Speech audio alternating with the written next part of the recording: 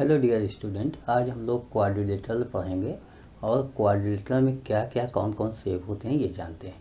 तो सबसे पहले क्वाड्रिलेटरल पढ़ते समय ये बता दें कि 4 पॉइंट किसी प्लेन में हों और इसको ज्वाइन कर दो। 4 पॉइंट कैसे भी हों, इसको आप ऐसे ज्वाइन कर दो इस तरीके से, तो जो शेप बनेगा उसे क्वाड्रिलेटरल कहते हैं। इसकी सिर्फ एक कंडीशन होती है, जैसे हम वर्टिसेस को यहाँ नाम दे देना चाहते हैं। इसमें एक ही कंडीशन होती है कि इसकी 4 साइड होती है और कोई कंडीशन इसमें होती ही नहीं। 4 साइड होगी तो इसको कहेंगे क्वाड्रिलेटरल। इसका मतलब 4 साइड से और क्या क्या हो सकता है ये हम लोग पढ़ेंगे। तो सबसे पहले हम लोग स्टार्ट करते हैं।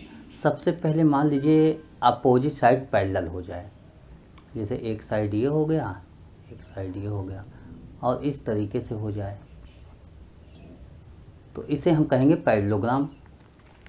पैरेललोग्राम की एक कंडीशन होती है कि ये अपोजिट साइड पैरेलल होती है और ये अपोजिट साइड पैरेलल होती है। तो इसमें हम नोट कर लेते हैं कि क्या क्या इसकी कंडीशन होती है। तो opposite side parallel, opposite side parallel, ठीक है। Opposite angle equal, opposite angle equal. Opposite angle का मतलब हुआ जैसे ये एंगल आपके पास दिस एंगल के इक्वल हो जाएगा और दिस एंगल इसके इक्वल हो जाएगा। अगर हम नाम लिख लेते तो ज़्यादा बेहतर होता। तो ABCD, इससे क्या मिल गया, अपोजिट साइड इक्वल। तो यहाँ पर मैं लिखूँगा AB equal to DC and AD equal to BC। पहली बात तो opposite angle equal mean angle A equal to angle C होता है and angle B angle D के इक्वल होता है। ये बात हो गई। अब इसी में अगर इसके डायगोनल को ज्वाइन कर दिया जाए तो क्या होता है ये भी देख लीजिए। ऐसे हम डायगोनल को ज्वाइन कर लेते हैं। इसमें आप ये कहोगे डायगोनल बाइसेक्टर होते हैं। डायगोनल बाइसेक्ट, डायगोनल एक दूसरे को बाइसेक्ट। मान लीजिए ये O हो गया तो आप ऐसे कहोगे कि AO इक्वल टू OC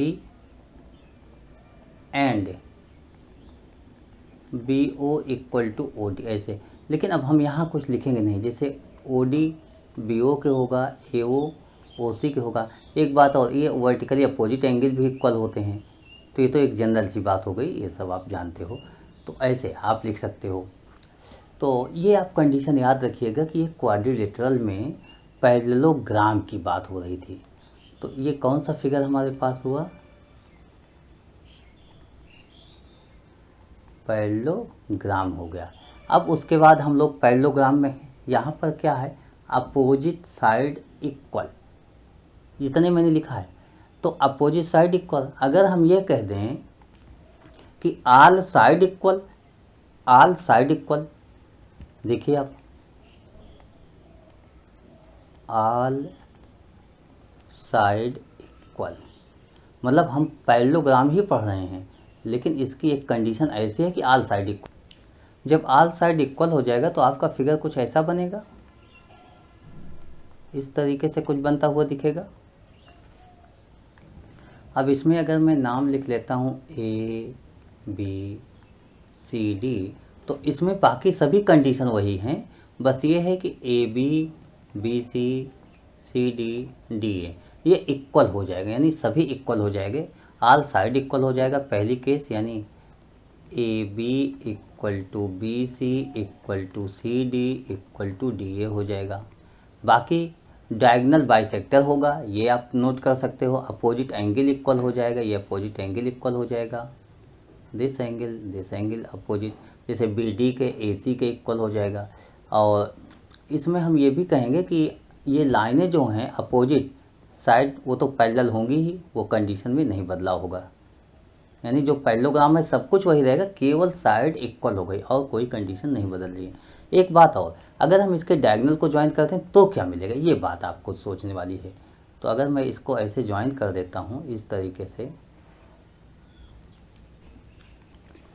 इसमें सिर्फ एक कंडीशन डिफरेंट होती है, वो ये होती है कि इसके जो डायगनल जहाँ पर इंटरसेप्ट करते हैं वो एंगल 90 होता है। मतलब हमेशा DOC diagonal intercept, diagonal bisect आप लिखो, डायगनल बाइसेक्ट ईच अदर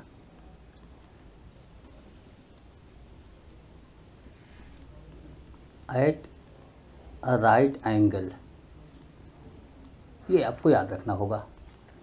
और इस तरीके से जो ये फिगर बनता है इसका नाम हो जाता है रोम्बस।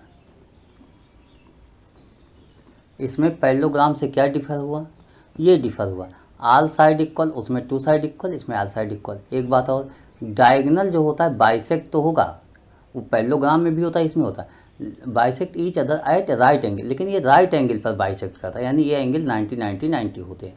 तो ये बात आप याद रखिएगा, क्वाड्रिलेटरल में एक पैरेललोग्राम होता है, दूसरा रोम्बस होता है। पैरेललोग्राम की सभी कंडीशन अप्लाई होती है रोम्बस में, बट इतना याद रखना कि रोम्बस के सभी 4 साइड इक्वल होती है, diagonal bisect each other at 90 degree. अब उसके बाद हम लोग इसी में एक अलग कंडीशन पढ़ लेते हैं, पैरेललोग्राम से ही हम कंडीशन कंटिन्यू कर लेते हैं। यदि हमने पैरेललोग्राम स्टार्ट, अलग कंडीशन पढ़ते हैं इसी पैरेललोग्राम से। देखिए पैरेललोग्राम तो है, बस हम ये कहेंगे एंगल ABCD 90 होगा, ठीक है। तो आप ये कहोगे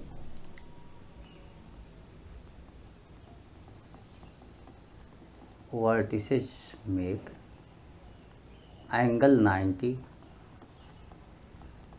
अगर ये 90 बन गया तो क्या हो जाएगा, तो अब आप इसको कहोगे कि ये ऐसे कुछ बनेगा,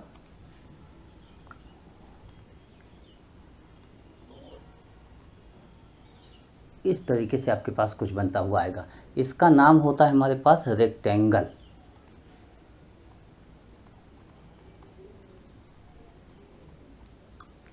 इसमें सभी कंडीशन वही अप्लाई होती है जो वहाँ पर हम लोगों ने पढ़ा था, बस इतने होता है कि इसके वर्टिकल एंगल 90 होते हैं। जैसे ABCD क्या है, अपोजिट साइड पैरेलल होती है और इक्वल होती है। डायगोनल, इसके डायगोनल अगर हम ज्वाइन कर लें तो डायगोनल भी बाइसेक्ट करते हैं एक दूसरे को और इक्वल होते हैं, जबकि पैरेललोग्राम में डायगोनल अनइक्वल होते हैं, रोम्बस में अनइक्वल, लेकिन यहाँ पर इक्वल होंगे। इसमें क्या आपने एक्स्ट्रा सीखा, इसमें ये सीखा कि डायगोनल इक्वल होते हैं, vertical angle 90 and diagonal equal.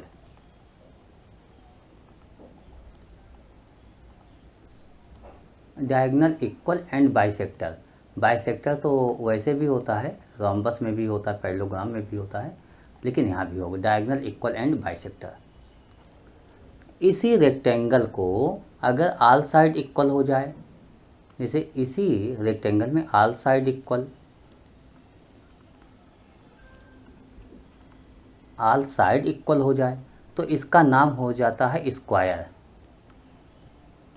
कुछ ऐसा बनता है। इसके नाम हम ऐसे लिख लेते हैं ABCD, कहीं से भी ABCD लिख लो। तो यहाँ सभी कंडीशन पैरेललोग्राम की लागू होती है और रेक्टेंगल की यूज होती है, बस इसमें ये एक स्पेशल कंडीशन आपकी मिलती है कि आल साइड तो इक्वल होती है, लेकिन हम डायगोनल को ज्वाइन कर दें तो बाइसेक्टर्स होता है, जिसे हम डायगोनल को ज्वाइन कर लेते हैं इस तरीके से, तो बाइसेक्टर एट 90 डिग्री। तो आल साइड इक्वल तो होती है और diagonal bisect at right angle. याद करो रोम्बस में भी बाइसेक्ट करता था, तो इसका नाम होता है स्क्वायर। स्क्वायर मतलब ये 4 फिगर जो होते हैं, पैरेललोग्राम, रोम्बस, रेक्टेंगल और स्क्वायर, ये एक दूसरे से अटैच होते हैं, बस थोड़ा थोड़ा सा डिफरेंट होता है, तो इसको आप समझिएगा। देखिए इस बात को समझिएगा कि आपके पास जो फिगर होता है, जैसे पैरेललोग्राम हो गया, रोम्बस हो गया, रेक्टेंगल हो गया और एक आपके पास स्क्वायर, मैंने बताया 4 बताया, तो चारों में थोड़ा सा डिफरेंट होता है। डायगोनल परपेंडिकुलर बाइसेक्ट करते हैं कहाँ पर, स्क्वायर पर और रोम्बस पर, बाकी इसमें अपोजिट साइड नहीं है, चारों साइड इक्वल होती है, ऑल 4 साइड्स इक्वल। और जबकि रेक्टेंगल एंड पैरेललोग्राम में अपोजिट साइड्स इक्वल होती है, डायगोनल बाइसेक्ट करता है बट 90 पर नहीं करता, ये आप याद रखिएगा। अब आगे मूव करते हैं। इसी के साथ क्वाड्रिलेटरल में हमें एक और पढ़ना होता है, वो होता है ट्रेपीजियम। आप ट्रेपीजियम के बारे में जानो। ट्रेपीजियम में ये केवल इतना होता है कि अपोजिट साइड पैरेलल होती है और कोई कंडीशन नहीं होती है। इसको हम ऐसे ज्वाइन कर लेते हैं। तो इतना याद रखना कि ट्रेपीजियम में क्या होता है, अपोजिट साइड भी parallel, mean one pair opposite side भी parallel, one pair opposite side भी पैरेलल, बस इससे ज़्यादा कुछ नहीं होता। तो यही 4-5 आप याद, यही 5 टाइप्स याद रखिएगा, बस इससे आपके 9th स्टैंडर्ड के क्वेश्चन सब सॉल्व हो जाएंगे। उसके बाद आगे टाइमली मैं क्वेश्चन डिस्कस करते हुए अगर कहीं कुछ आवश्यक हुआ तो डिस्कस करता रहूँ, लेकिन अभी बेसिक नॉलेज के लिए आप इतना अवश्य देख लीजिएगा। Okay, thank you, bye.